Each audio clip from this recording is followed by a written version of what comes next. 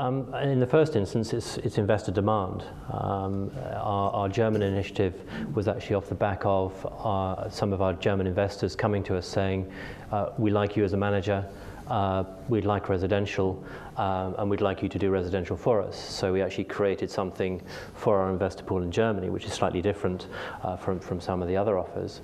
So that's the first driver.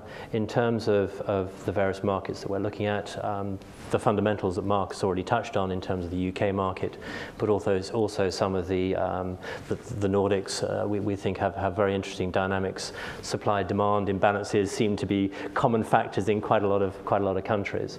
So we see those dynamics allowing us to create a strategy for a variety of regions. And so from that perspective, we're also seeing different investors looking for different investor types. Just to run through what we have at the moment, we have an American pool of equity which is looking at the opportunistic end of the spectrum. We have a German investor who's looking for, managed to get them outside Kensington and Chelsea and Hammersmith and Fulham to look a little further afield, but a greater London residential offer. We have a UK pension fund who's also looking for more fixed income style of returns. So there's a broad spectrum of institutions looking at different areas of the residential sectors and in different markets. And we're just trying to fulfill the demand that we're seeing from our investor base. And the product that you did in Germany just at the end of last year, was that in terms of the product, was that something that had come from investor demand, i.e. how you built it? Was it a specific sort of development, or? It's creating new build for rent product in Germany. So it's to use the UK vernacular, it's build to rent. To use the American, it's multifamily.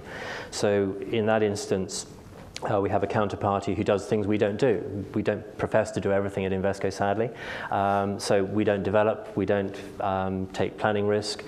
So we have a counterparty who actually secured a site, had all the planning permits, fully designed out the project to our satisfaction, and we were able to forward fund that for them and create compelling returns for a pool of German investors. So it's domestic investors in that instance in a German special fund. And that actually has a second project that is somewhere else in Germany I can't tell you about, but that's due to be announced very shortly, and a third asset. They're about 60 million euros in terms of the lot size for each of those transactions, so reasonably large scale projects. And we like that as a model, partnering with someone who does things that we don't do. We think that's a very interesting model, and with alignment of interest as well, that's again compelling for investors.